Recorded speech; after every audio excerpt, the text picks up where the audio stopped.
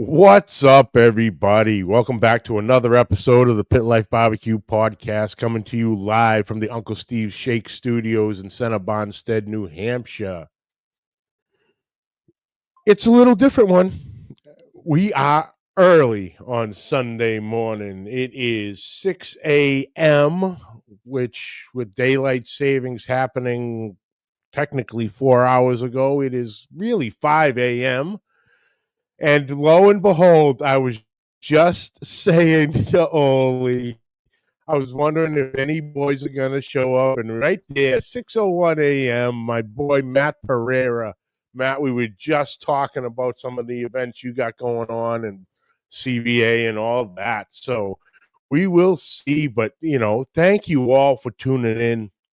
I appreciate it. I was talking with Ollie the other day, and he had just come out with his own newsletter. So we'll get into that, and you guys subscribe to that. Good stuff, good content.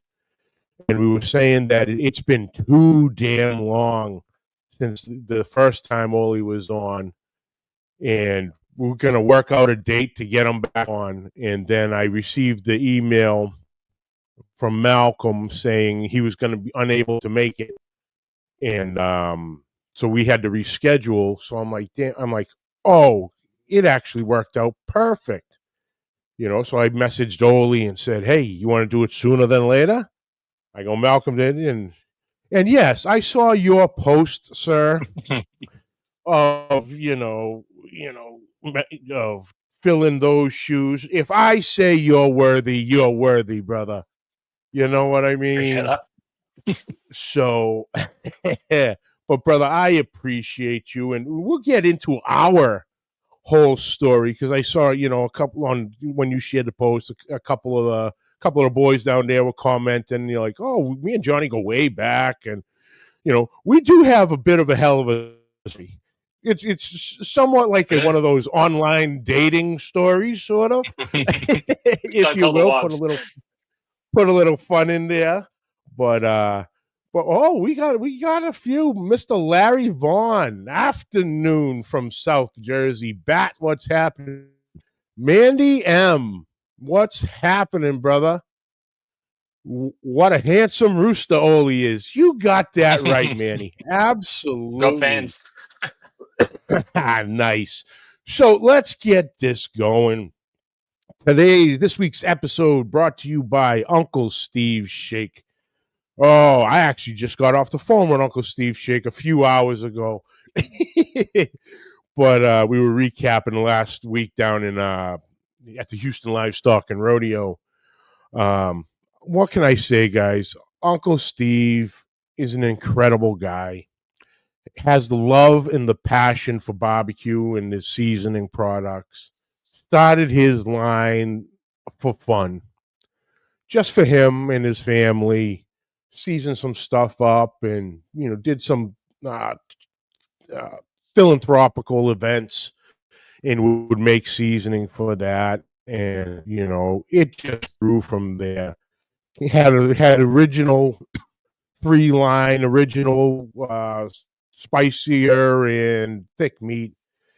Well, he's up to 18 now, including the competition line, the Mi Amigo, the magic ribs, it goes on and on. The sauce with no name. He wears many hats. He's a one-man show. He's mixing the shake. He's bottling the shake. He's shipping the shake. He's answering the phones. He's answering the emails. If you have a question working on a flavor profile, give him a call. He's the one answering. Email, or he'll contact you if he has a question with your order. Always working to help you out in whatever way possible. Check him out at UncleStevesShake.com. Follow him on Facebook at Uncle Steve's Shake Nation. If I'm not sure, but I can find out. I know he has Canada and Europe, but I don't know if he has shipping to Australia. We might have to work on that. We might have to sort that out this afternoon with a quick phone call. figure out if we can't get some shake down your guys' way. But yeah, guys, Uncle Steve shake some on everything. Also brought to you by Joe's Meat Market, the Diamond of Royce City, Texas. Gabriel and his crew do an incredible job. The meat selection Gabriel has is beyond reproach. You need a special certain thickness you're looking for. Gabriel's got you covered with custom cuts and sizes. If you're looking for something he doesn't have, he'll work with you to get it in. Always looking to get you what you need. Fresh produce brought in daily. For all us comp cooks and backyarders, got us covered too. Lines of rubs, seasonings, sauces, smoky wood products, splits, chunks, chips, pellets. His own new house line, Joe's Meat Market. Amazing flavors. And while you're down there, you're feeling a little hungry, he's got you covered too. Gabriel's mom's behind the counter whipping up some of the freshest, authentic Mexican cuisine out there. So grab a plate, sit down, talk to the boys, make a new lifetime friend, talking about our passion of grilling, smoking a live fire. And like I said, if you're ever in the Royce City, Texas area, swing by Joe's Meat Market. Tell them I sent you. And remember, guys and gals, Joe's Meat Market for the win. And also brought to you by the Champions Barbecue Lions CBA out of Texas. Big Dog Sauce Company and Matt's Backyard Barbecue present the New England CBA Triple Crown, bringing Texas and New England together for the ultimate barbecue showdown, a 3-state high-stakes competition across Vermont, Rhode Island, and New Hampshire. Do you have what it takes to dominate the Champions Barbecue Alliance's 4-meat competition, chicken, ribs, pork, and brisket, and claim the Triple Crown? How about showing your skills in epic jackpots, including dessert, chef's choice, sausage, and steak? Calling all young pitmasters, the Kids Q jackpots give the next generation of barbecue legends a chance to show off their skills. Join the fiercest pitmasters as they fire up the smokers, lay down the rubs, and showcase their best. 3 states, 3 epic showdowns, 1 champion. These sponsors are bringing the heat with prizes, including a guaranteed $10,000 payout for the Vermont competition and some unique trophies. Whether you're competing or coming to judge the feast, don't miss this barbecue lover's paradise. I will have the contact information in the description below, or hop on Facebook at Matt's Backyard Barbecue and Matt Pereira, or email Matt at Matt Pereira, Pereira 67 at gmail.com. Sign up for those and let's go for the Triple Crown. Oh, let's see. I'm going to butcher this, so forget. I apologize, Ollie. I know, your boys are turning out here. Siri Ford? Good day, or should I say night? It's Sari? Okay. Gary. It is, well, technically you're both. It is night and day, depending. It's night where you guys are. It's barely day here, but thank you for tuning in. I appreciate it. But man, oh man, Ollie, it has been a while, brother. Oh, hold on. Sorry. I'm all fucked up right now. Ladies and gentlemen, forgive me. And I'm supposed to pretend I'm a professional, right? Ladies and gentlemen, this is a dear friend of mine, has been with me and supported me literally since day one, back in August of 2018. He's doing incredible stuff. And we're going to get into all of that. But without any further ado, and the old saying, let's get down to the brass tacks. Ladies and gentlemen, join us live all the way from Melbourne, Australia, from Ollie's Q, the one and only Ollie himself. What is up, my brother? Johnny, how are you? I'm doing great, man. I'm doing great. It's great to see you. Great to talk to you. Man, it has been a while. I can't I was even. having a look. I think it's been almost to the day, 6 years since I was on the first time. So, like, first off, like, hats off to you for keeping it going. I know you've had a few co-hosts. Yeah, it's been some stuff, and it's a lot of changes, and obviously the studio is a little different than it used to be, but these things happen.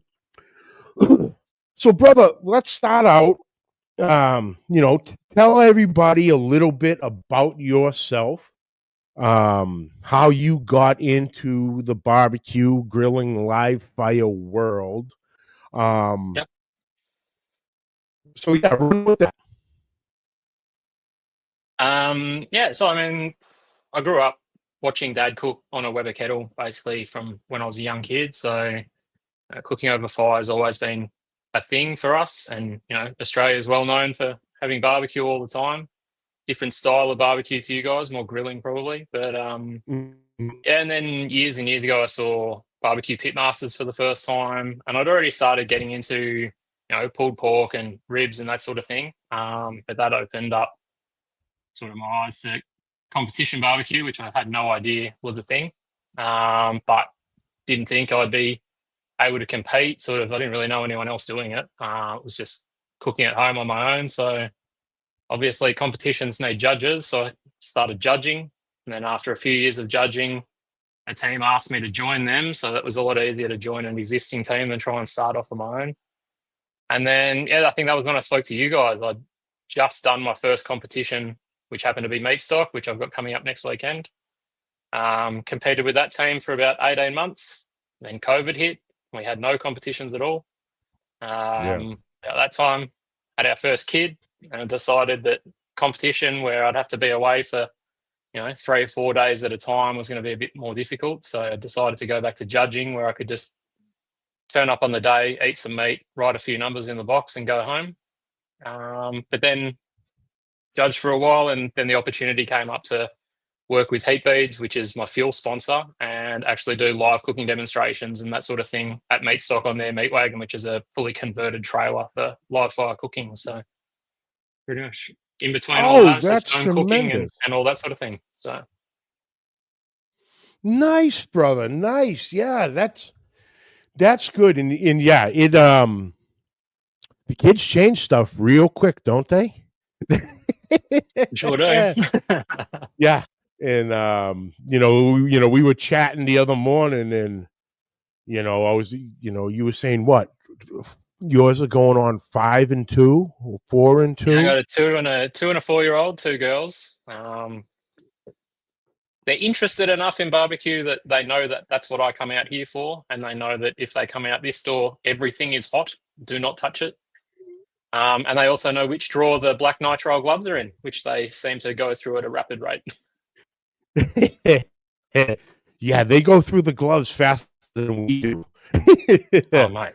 Just daily dress-ups, and it's black gloves. Black gloves, hey, at least they have style, brother. They love it. That's great. And I was saying, enjoy it. The time goes through. I'm staring down, 15 and 14, 16, 15. I can't even freaking remember. 2009 and 2010. So yeah, yeah, 16 and 15. It's like, where the hell did this time go?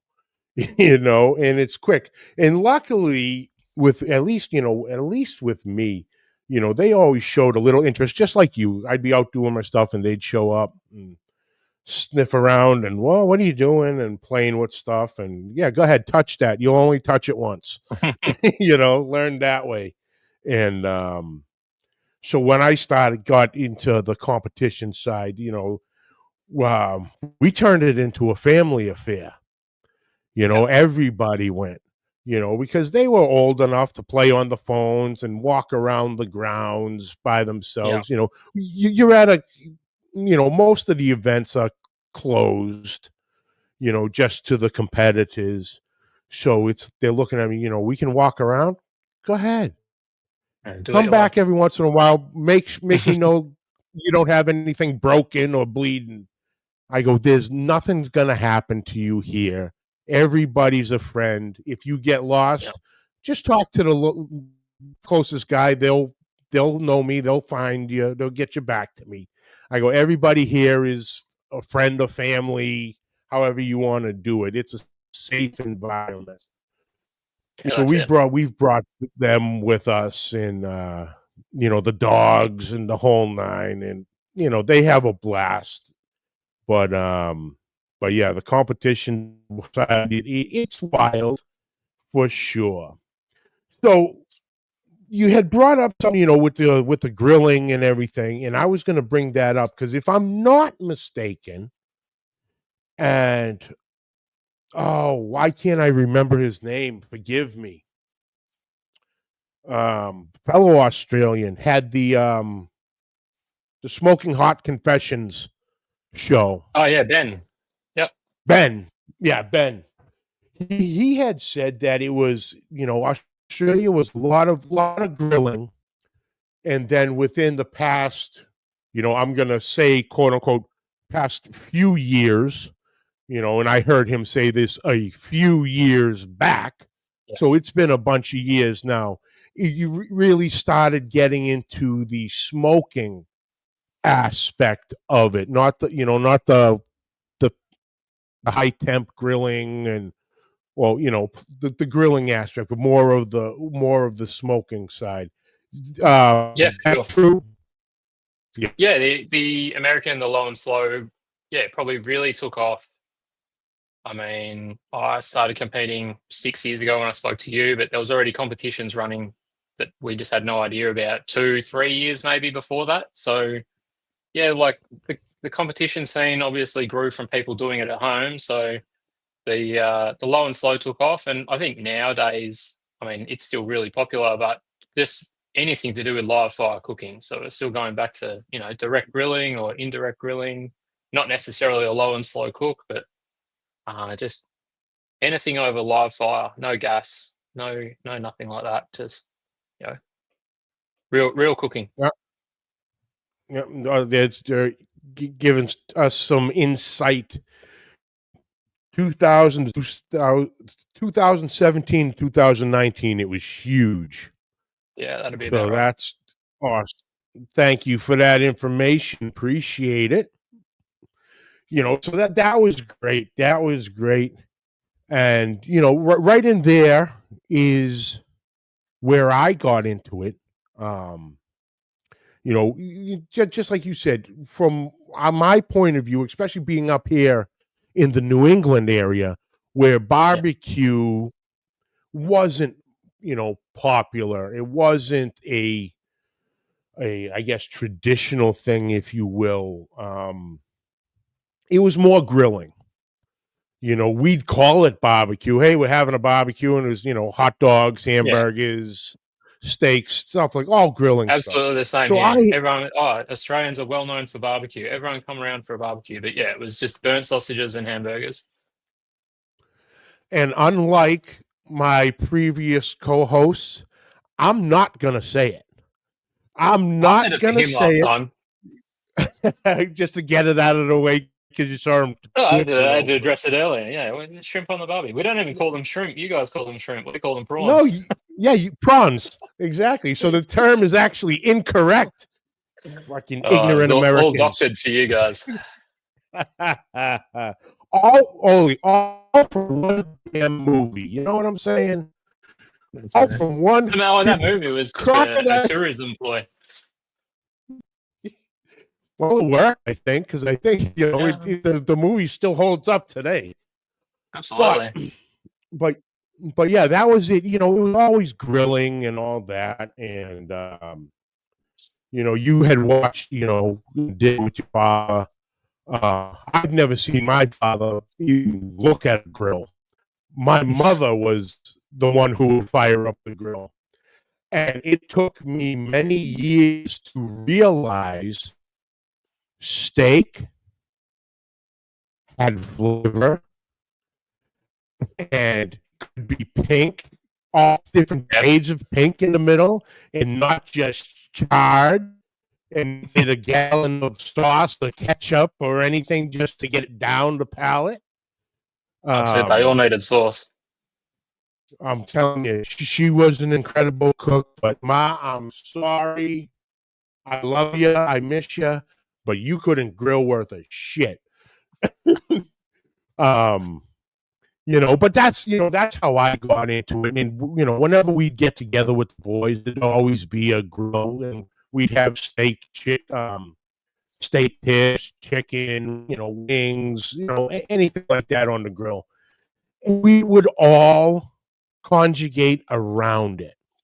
We have the big cooler of beer right there, so we're all sitting around, we're flipping everything, telling lies, the whole time having a good. But it just goes to show that food, and especially grilling, is really a communal event. I have, absolutely. It just brings people together. Yeah, and once I got into barbecuing, it was just like you said. I was sitting there watching this, flipping through the channels on TV, and ran across Barbecue Pitmasters.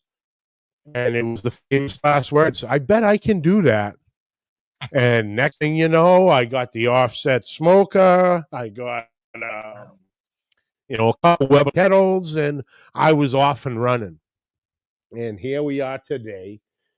And then this isn't just ramble. This is actually going to a point here, folks. So then we got, Facebook groups and all that shit. And then we got drunk in my boy Chris's garage one Saturday night, cooking brisket and ribs. And this was in the infancy of Facebook Live. Was going live on Facebook with a brand new thing. And so we're sitting there doing what we do, saucing and temping, and we're just talking just how you would around a thing, and someone's sitting there with a damn phone, videoing the whole thing. And I get to work the next Monday, and they're like, what type of redneck bullshit was that? What are you talking about? Because I had no idea they even did it. And I'm like, what? And they brought it up on the phone. I'm like, oh, shit. They're like, I don't know what the hell this is, but it was entertaining. Okay. And that was, I was just getting into podcasting, and, we'll fast forward here. But that was the birth of the podcast right then and there, that Saturday, without even knowing it. And then that August we start. And, we had a, episode or two out. And one day we got a message from this guy, Ollie, in Australia, saying, hey, right on, guys, top, enjoying what you're doing and checking out. And, that was almost 7 years ago, and is still to this day one of the through my entire barbecue journey, career, whatever the hell you want to call it, that is still probably the top humbling moments of my barbecue career. Was that of you sending that message, getting a message from you from Australia, giving me. I think I tried to get your PB&J wings recipe too. Oh, I'll give you that one. I got it. I think that I heard it, and you guys were talking about it. And I was like, "Hey, I'm listening in Australia. Can I get that recipe?" Thinking by being in Australia, you guys wouldn't keep it a secret. And the biggest thing you guys were blown away by was the fact that I was even listening. Yeah, Yeah, we had started, because we didn't know where the hell it was going. You know, getting into it, I had searched some barbecue podcasts, and the first one out there was the Barbecue Central show with my dear friend. I can say dear friend now, Greg Rempe, which is still a little wild. But then there was a bunch of others, and it really didn't catch attention for me. It was a lot of really number based. They would really go over basically scorecards and points chases, and didn't really understand that, and you know took that, and formatted out mine, or ours at the time, and how we wanted to do it, of just almost like a storyteller, because all us barbecues guys, we got nothing but stories, and that's what I wanted to get out of, introduce people. It could be, the legends. It could, a Malcolm Reed, Sterling Big Papa Ball, Tuffy Stone, Diva Q, the known people, Robbie Royal, Rescue Smokers, um, literally from them to my neighbor, you know, the guy who sits there and just does burgers and dogs, but loves it. I wanted to cover the whole gamut, because it doesn't matter if you're a TV personality, barbecue Hall of Famer, a legend in the barbecue world, or the king of your cul-de-sac. It doesn't, you're still in with live fire. So, and that's how I really based the show now. And, well, that was 2018. We're closing in on 7 years this August, and it's still rolling. All You know right, what I doing mean? well. But I think So I said to you last time when I was on, that's how I'm at the time. I was really only getting started and looking for information online and that sort of thing. And so I just searched barbecue in my podcast app, and there were, the podcasts that you were talking about, and the big ones that they were like 2 hours long, and it was all just information, like just nonstop competition and high end information. And I really got that sort of attention span. Your yeah, episodes were shorter, more relaxed vibe, as you say, like some backyard guys, some competition guys, some big names in the rubs and sauces, and just the mix was a lot of like good information for me, and I just subscribed, not knowing it was only episode 2 or something, but I've been here ever since. yeah, and I love it. It was, like I said, it's still one of the most humbling moments of my career doing this. And I thank you, brother, first and foremost, for your friendship, and your support through the years, and getting the word out on the podcast. And I appreciate you, brother. Yeah, no, So like you said, your goes post two the ways. other Really appreciate you guys as well. your post the other day, oh, he had to hit the bottom of the barrel, go from Malcolm Reed to me. No, no, no. It's, you're worthy, brother. You're worthy. And Thank you. it, like I said, it's been too long, and I apologize for that. So let's get, now we got the huggy kissy shit out of the way. But from all your boys there, that's how Ollie and I know each other. And we've been friends a long time now, and it's been wonderful. I've been able to teach him. He's taught me a ton, especially with the regional stuff. Things are different everywhere. Yeah, definitely. Um, so you got into everything. You joined up with a team, Mhm. and you said you were with them how long? It was probably close to 18 months. Okay.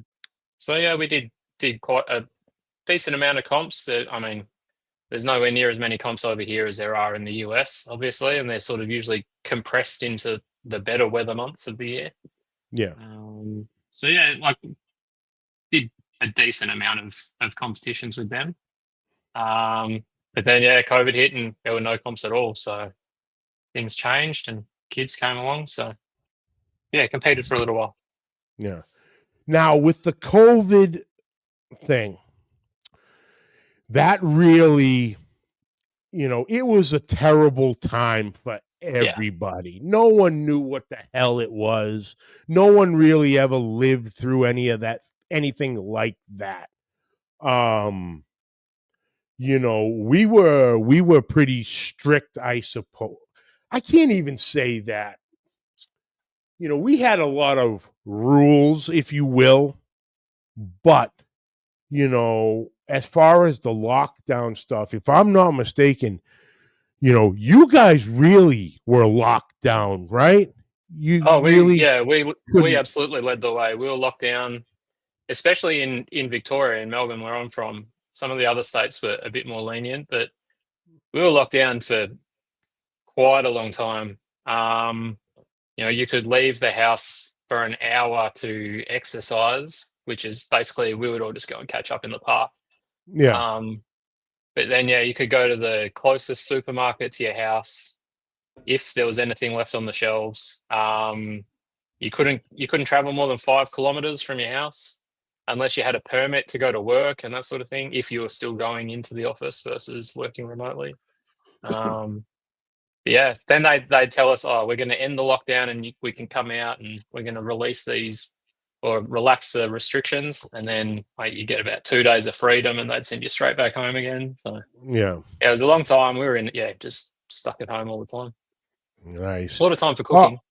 Oh, absolutely. And that's where I was rolling with this. Dan Lloyd, good morning, sir.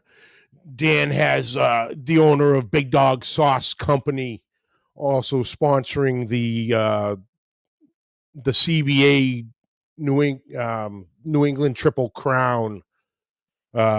We actually have his grand opening for his brick and mortar Saturday, April 5th.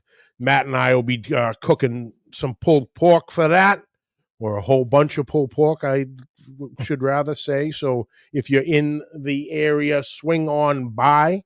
I have the post up with all the information on the date and time, and should be a great event. Dan's a great guy. Sauces are amazing. Healthy sauces, I might add. Healthy, all natural, no bullshit in there. Check them out, Big Dog Sauce Company. So with that lockdown, obviously the barbecue world did well during COVID because of everybody. Everyone was stuck home. So how do you do this? And you had time. I was confused when I saw you. Yeah, this is Monday. This is Monday's show today, and my boy Ollie is in Melbourne, Australia. So we're dealing with all types of screwed up times. Morning here, evening there. Completely forgot about the daylight savings on our end. So it is what it is. Yeah, so it's 9:30, 9:40 p.m. here on Sunday. I'm out in my barbecue area and it is still 88 Fahrenheit. So a little warmer than where you are. Yeah, we were saying, what was it? And it was 25. Hold on, I want to do it. It was 25 degrees here. Let me bring up our chat real quick because I actually did the calculation. So it was 25 degrees Fahrenheit. So -4 Celsius, which isn't bad for this time of year because, just 2 weeks ago, I would walk out and it was -23 Celsius heading to work. So that's a little bit bone chilling. No, you don't want that. Take my word for it. Trust me, you don't want any of that. I love watching the videos and the stuff on YouTube during winter in the US, and they're like shoveling a path out to their barbecue shack. Oh yeah. I got the kettles and the Kamado set up here, and it's all shoveled in that area, literally surrounded by a mountain of snow from clearing off the driveway. And keeping the garage clear so I could take out my trailer smoker and get all that going. But with COVID, obviously the barbecue got a huge bump because people had time, and which was great for what we do, getting the word out there, people learning. So you were busy doing a lot of cooking because obviously you were stuck at home. Yep. In the grand scheme of things, COVID was pretty good for you because you really got, and what I mean by that, you really got to work on your craft. Yeah, for sure. On many levels, on the cooking, on the photography, plating, social media aspect. Tell us a little bit about that and your evolution from where you started and to where Ollie's Q is now. Sure. So I think it was around that time I started my Ollie's Q account. Well, it was more to do with, obviously we had our first child, and I had been posting barbecue content on my personal Instagram and Facebook.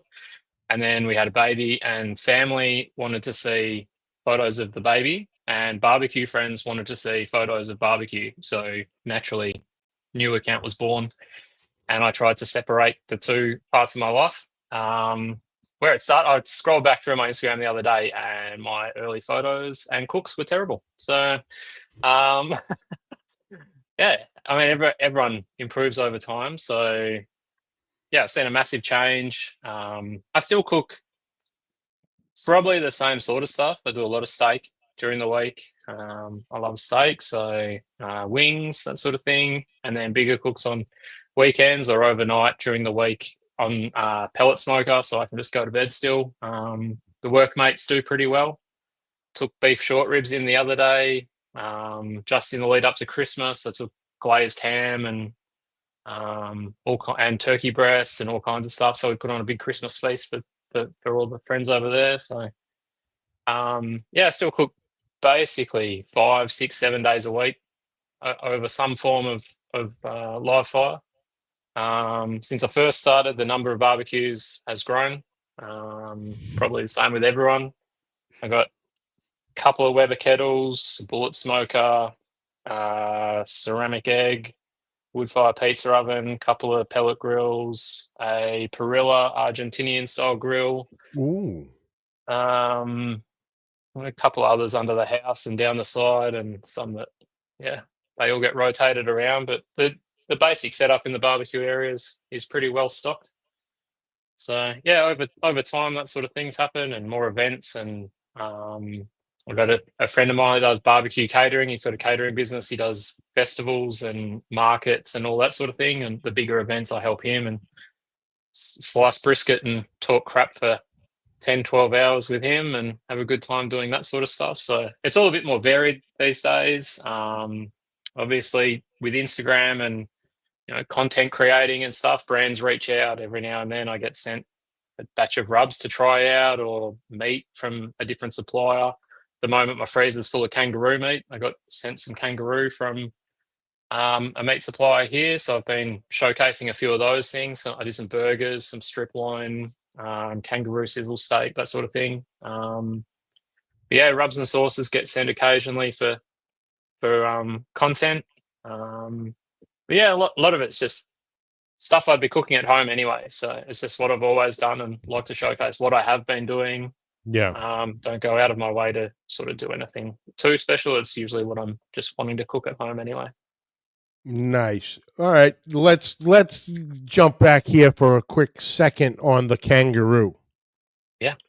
I've never had kangaroo.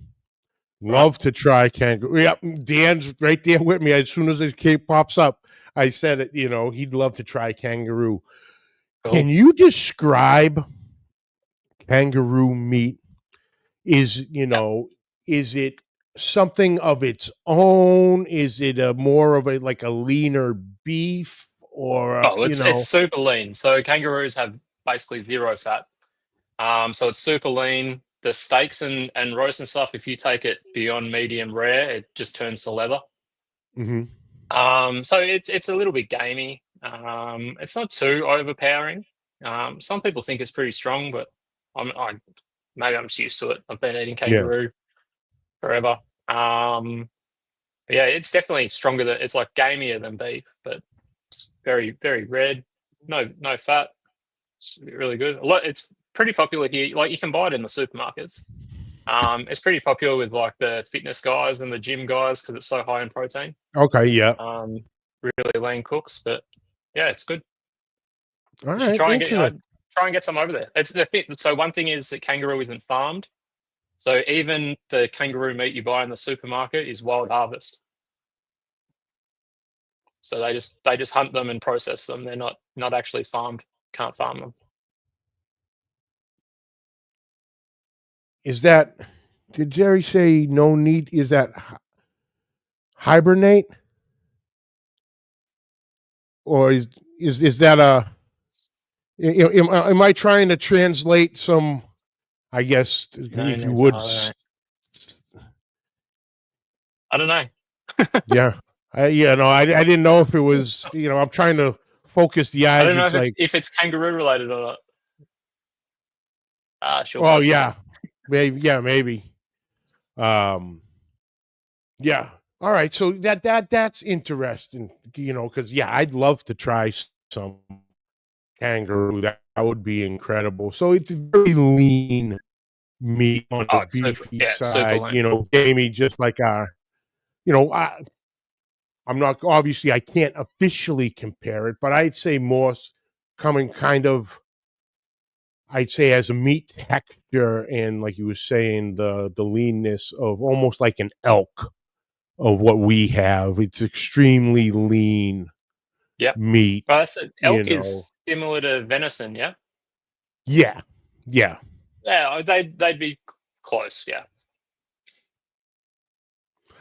No fat for winter stores. Got it. Oh yeah. Got it. The Thank kangaroos, you. yeah, they don't hibernate, so they don't need to fatten up. Yeah. Thank you. And yeah, Dan says it's like is venison. Yeah, they're in the deer family. Yeah, I'd love to try some venison of that. in the freezer too as well. Nothing wrong with that, brother. Absolutely not. So you had said your first competition was Meatstock. Yep. Now that's a hell of a first competition. Meatstock is biggest. Go ahead. You know it more than I am. You're the professional on this one. No, you're right. It's like Meatstock, it's not just competition. So Meatstock is a barbecue festival. They have the competition is obviously part of it. So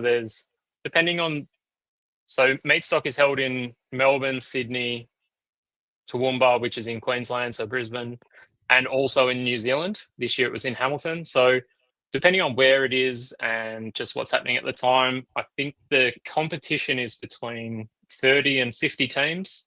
Mm-hmm. So it's on the bigger side. It's probably the biggest for some of those regions, biggest competition of the year. It's definitely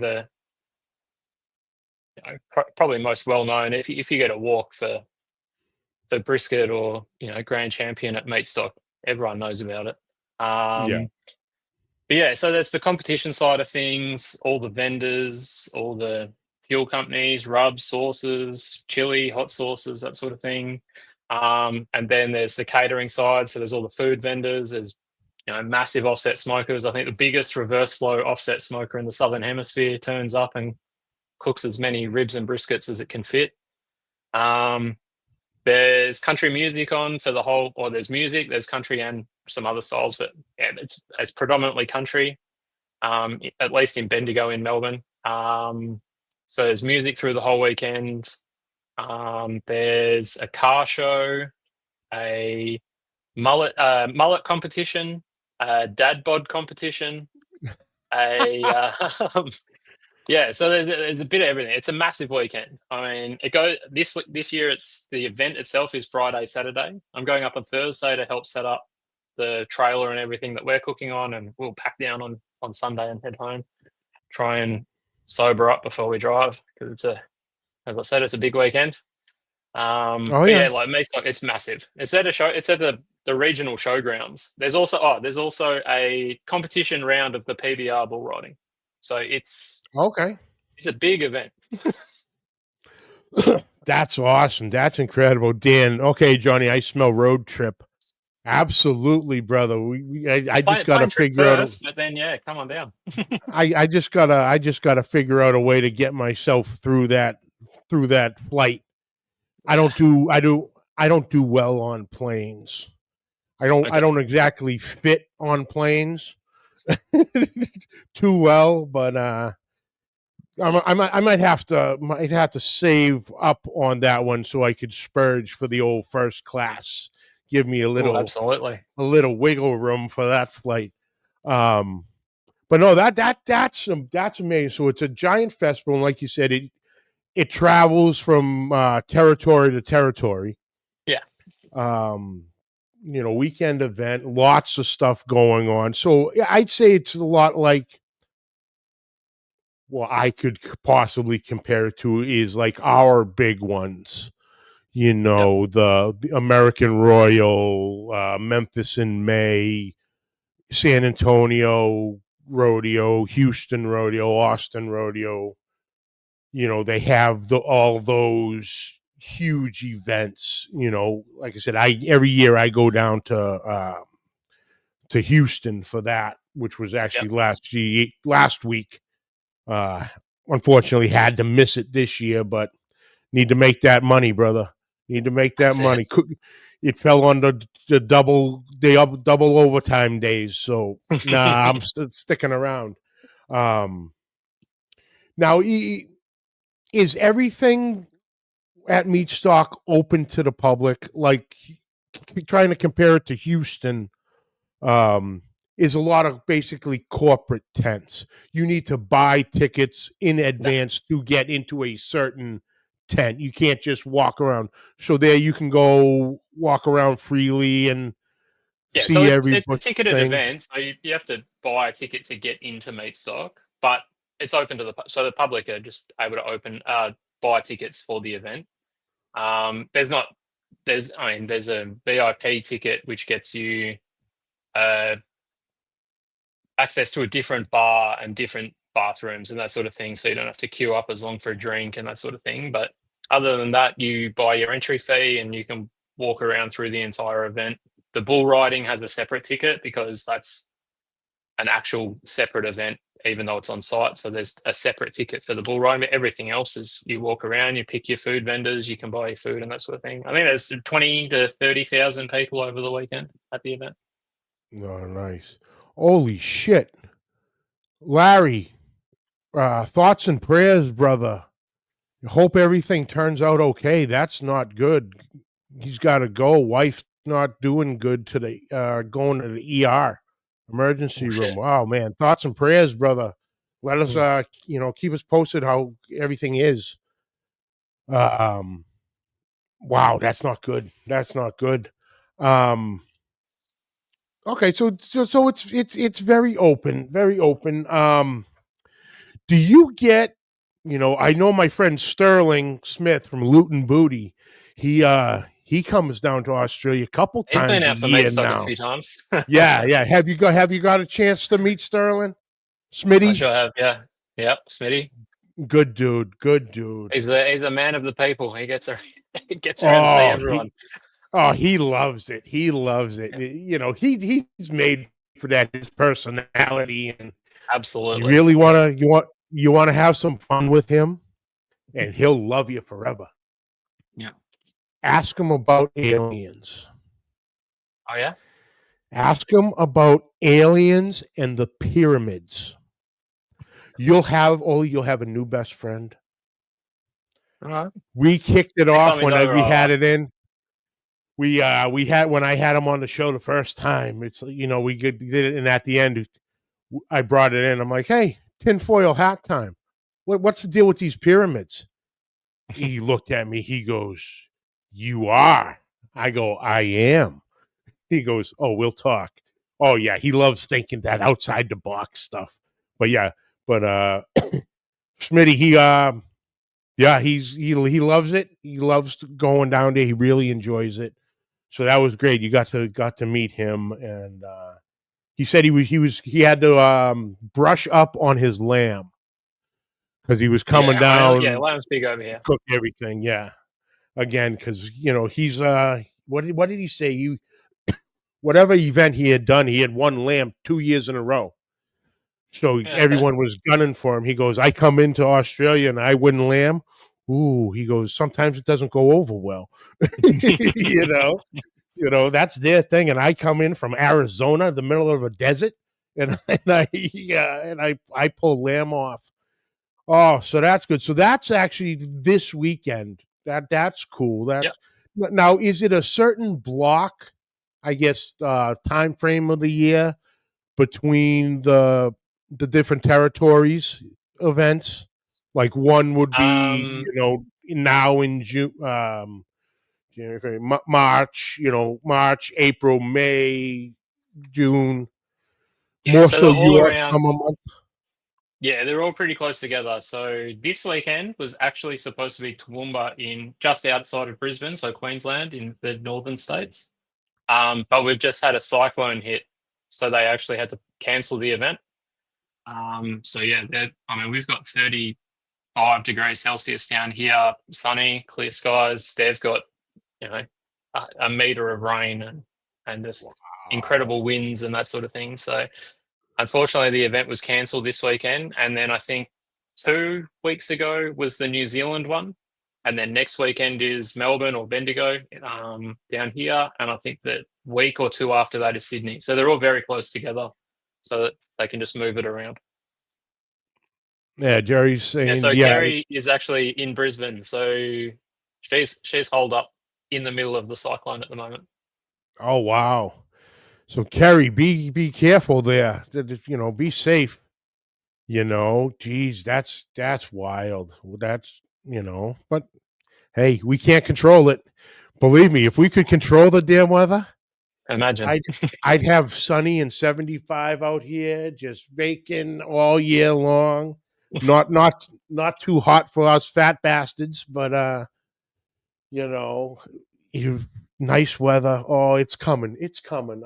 They promised me it's coming. There, as it's starting to get light out now, I can see my mountain of snow right there. Yeah, screw you, snow. I'm done with it. So, what's on the docket for you? What do you? Oh, okay. So, sorry. So that was Meatstock, and you were saying that was really obviously the biggest one there. But has the competition world been doing some expanding, a few more competitions? I know you said you don't have a ton, but has it grown? Yeah, so in some states it definitely has. Further north, there's more competitions. In Victoria, Melbourne, down where I'm from, there sort of weren't a lot anyway. But some of them didn't make it through the lockdowns. And then, so like most of our competitions are ABA sanctioned, so they're the Australian Barbecue Alliance, and they're usually in conjunction with a SCA competition on the same weekend. So we do steaks and ancillaries on the Saturday, and then the ABA on the Sunday, which it's your standard 4. So chicken, pork ribs, pork, brisket, and then we throw in lamb. So we do the 5 hand-ins on the Sunday for most of the events. Then weirdly, Western Australia, which is obviously the other side of the country, they for a little while were just 100% KCBS. So they were doing quite a few. They were one of the states that didn't really get affected as much as the eastern states during COVID. So they were able to run all the way through. So they had quite a few KCBS events. But then that seems to have slowed down a little bit, and there's been talk online that maybe we'll stand up a few more KCBS competitions over on the eastern states in the hope of getting the bung for the royal and that sort of thing to come over to the US. Okay, nice. very nice. Dan, yes, it is the opposite. Our winter is their summertime. Yeah. Yeah. Okay. I thought I was right on that one. I wasn't sure, but I was pretty sure. Right? Okay, so it's March now, so Yeah, I was pretty. it's autumn. It's your fall or whatever over here. So yeah, summer's. Okay. I was saying the other day, I reckon that our months have all, like our seasons have all shifted. So December, it's still hit and miss for what's happening at Christmas. Is it going to be sunny, rainy, that sort of thing? But January, February, March is mid 30 degrees Celsius, basically every day here. And now daylight savings will end in a couple of weeks, and I reckon that will just start to crash into winter. Nowhere near as cold as your winter, but still winter. It's still winter, absolutely. You know, cold is cold. I don't give a shit where you are. That's it. You know, a certain area with cold, I still might be able to wear shorts and a t-shirt, just because I'm used to this bullshit up my way. But you know, just like when we go down to Houston, you know, shorts and t-shirts, and everybody's in jackets, and you know, it's 60 degrees. Aren't you cold? I go, this is beautiful. This is beach weather for us. You know, they're like, man, you Yankees, I don't know what's wrong with you. You guys sick in the head. Hey, it happens. It toughens us up. That's why we're so nasty as we are. We have to be. That's it. So, all right, I gotta ask. I see behind you, you got a nice cast iron section. What the hell is that over your head? Is that a paella pan? Yep. So that's the smash plate for the kettle. Oh, so it's basically, okay. Yeah, big smash plate with a grilling square as well, if you want to get the grill marks and that sort of thing. So that's made by my mate CLD Fabrications down here. He does a whole heap of smash plates and that sort of thing for the kettles. Oh, nice. Because the way I asked if it was a paella pan or plate, the way the light's hitting it makes it look like it's a domed. So, okay, it's a flat thing. Yeah, it's just you got the little red kettle. You got the little red kettle there. Nice. That's the one. Uh-huh. Beautiful, beautiful, brother. Where the hell is I got that from a florist in the US. They sell them with flowers in them, apparently. Yeah, that's where it's an official Weber. Yeah, that's where I got mine. My little one that I had as the ashtray there. Yeah. You know, back at the studio. Oh, that's wonderful. So what's coming down the line for you, brother? You know, everything you're doing in Ollie's Q. Just gonna keep on expanding and trying different things, or pretty much with the guns. Yeah, I mean, I'll always have the regular stuff along the way, the steaks and the wings and short ribs. Prefer shorties over brisket. You know, it comes with its own stick, bit of a handle, so that's always a good thing. But then try and mix it up a bit. Like I say, I got a perilla over there, do some Argentinian style live fire cooking, raising it up and down, playing with that sort of thing. Try and do a few different things, but yeah, just always got to try and expand what you know and what you can do, and give stuff a go, different flavor profiles and that sort of thing, not just the generic, just all different stuff. So I got rub suppliers and stuff that are sending me all kinds of flavors at the moment, which is good. Try different stuff like that. So yeah. Like so a lot of local rubs. I know there's most of the stuff in the cupboard is all Australian stuff, packaged up locally. Okay. You can still get all the big name US stuff in basically any barbecue store or even butcher shops and stuff here now, sort of stocking the bigger names. But yeah, the guys I've had buying just local stuff like that. So it's not just your generic, you don't go in there, it's just beef, chicken, pork. There's like all different flavor profiles and stuff like that now. So yeah, mix and match and that sort of thing. Do different stuff like the kangaroo and the venison and that sort of stuff. Awesome. That's great, man. That is great. But yeah, brother. Oh, so like I said at the very beginning, tell us about the new Ollie's Cute newsletter. I saw the post the other morning because that post is literally what kicked all of this off. Right, yeah. I saw the post and it said, "Hey, subscribe. I'm starting a newsletter. Subscribed on both, the show and in my personal, and read it. A couple of articles you had in there. Tremendous, brother. Tremendous. Tell us all about that." Yeah, thanks for that. I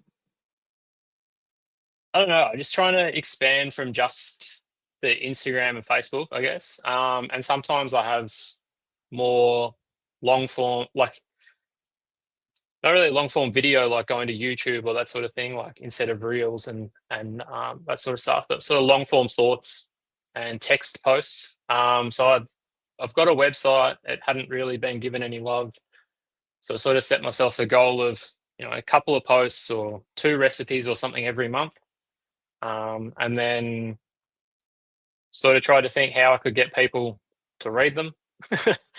So decided on, again, expanding and putting out a newsletter where I could link to the posts and also write, at least monthly at this stage, I think is enough.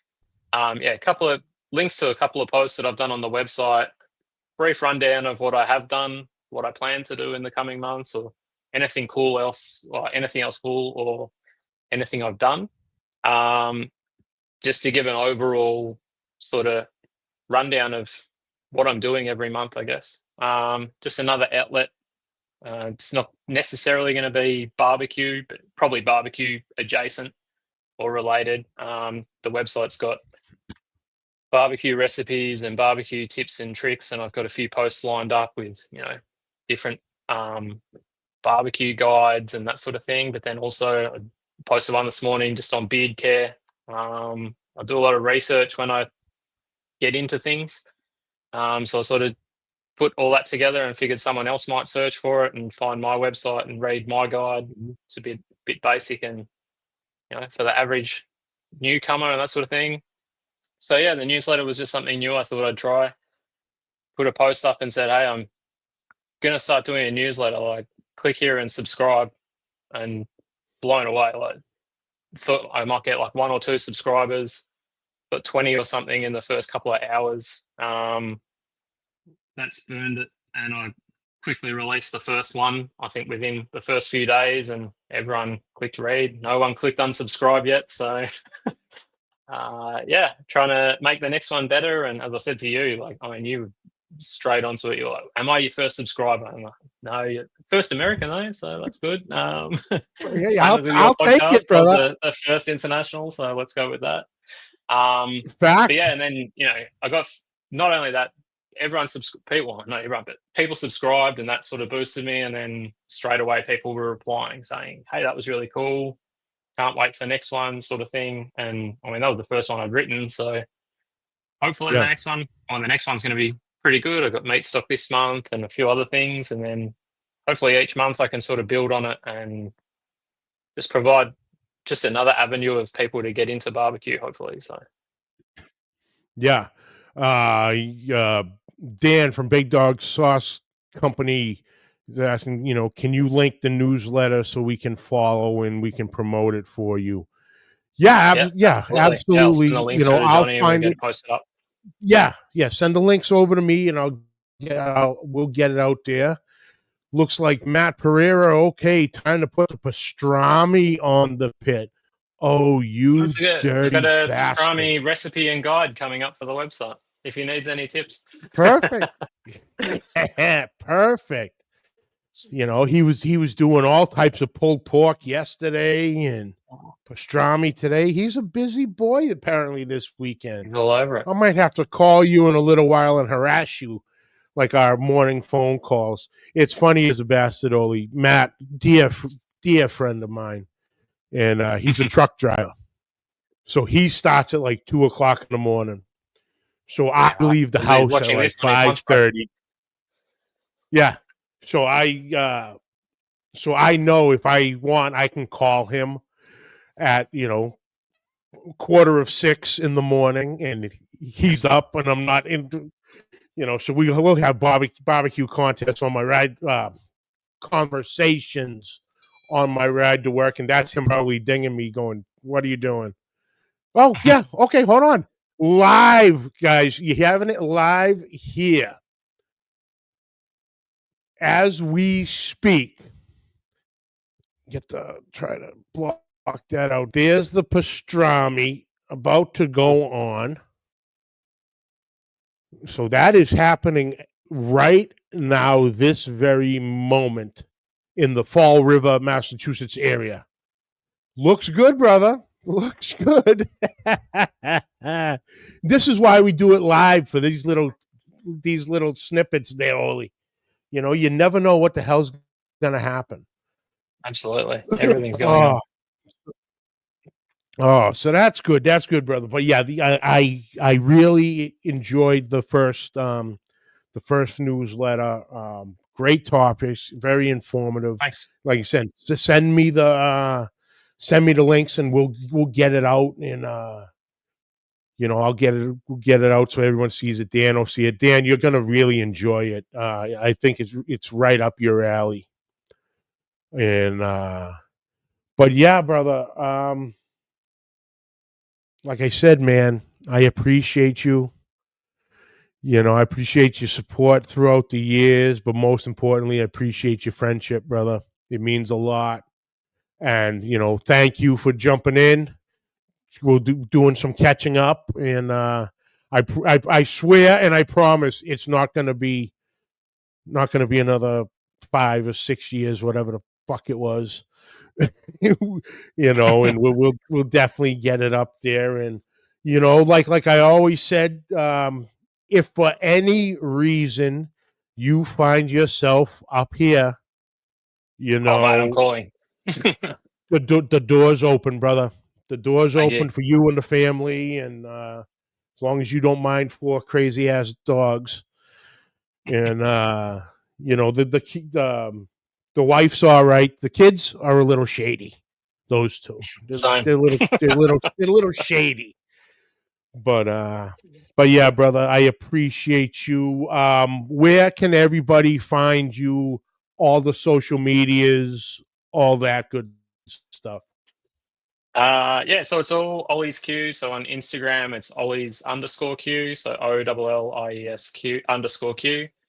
On Facebook, I think it's Ollie's Q.aus. The website, olliesq.com. That'll basically give you links to everything else. Yeah, from there you'll be able to find me. So thanks, Matt. Thanks for having me on. I really appreciate it. Obviously, we'll keep chatting in the background and stuff, but yeah, we'll come back on in another 6 years. No, it's not going to be 6 years. I swear to God. And there's Matt. They take after their dad. Yeah. Yeah, if you need some hugs and some questions and some support, you call Mom. You need some shady shit done at 3:00 in the morning. And there's the big dog sauce company, Dan Lloyd. Awesome. Ollie, thank you, and nice meeting you. Doors open here in New Hampshire, brother. Awesome. Thanks for that. Awesome, brother. So, Ollie, like I said, thank you, brother. We'll chat for a little bit in a minute, but let me get this rolling here. But Bat, thank you, brother. I appreciate you turning up, this morning and this early. Just Bat, notice who's not in the chat, just so you can break his balls next week. A certain big corn-fed motherfucker from Iowa. Just saying. I will be busting his balls later this morning of where were you? Bat was in. Matt was in. Dan was in. No Kent. No Daddy Dutch. Oh, I'm going to love this. I'm going to enjoy this. That's it. Where's Kent? He's still snoozing, brother. But guys, thank you so much for tuning in. I appreciate it, especially at the special time. I appreciate and thank Ollie for joining me on this episode to catch up and everything he's got going down. in the great country of Australia. And I'm trying to find this damn post so I can remember where the hell is it. God damn it. There it is. But thank you all for tuning in. I appreciate it. Catch the video on Facebook and YouTube. All the audio on Apple, iTunes, Spotify, any audio podcast carrier. The show will be there. Like always, questions and comments, please send them to pitlifebbqpodcast@gmail.com. And like always, please subscribe, like, rate, and review.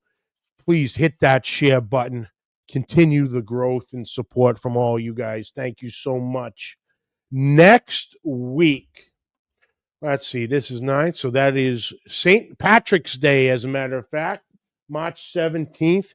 I will be joined by my good friend, Mr. Kel Phelps from Barbecue News Magazine and the NBBQA to talk. We'll catch up on everything he's got with the magazine and the NBBQA. I know they were fresh a little while ago off their annual conference. I believe they had down at the Shed this year down in Mississippi. But they are bringing back the National Barbecue Festival in Long Island, New York, June 13th through the 15th at Eisenhower Park at Nassau County, Long Island. If I am not mistaken, this event hasn't been going on for about 10 years. And Kel and the crew are bringing it back. So he'll be joining me next Monday night to talk about it and all the great stuff. Find all the information on that at nationalbbqfest.com. And yeah, it's going to be awesome. Awesome. So thank you. Hey, Wes Phillips, the People's Pit Master, joining in. Thank you, brother. But yeah, folks, thank you all for tuning in. And until next week, keep the smoke rolling.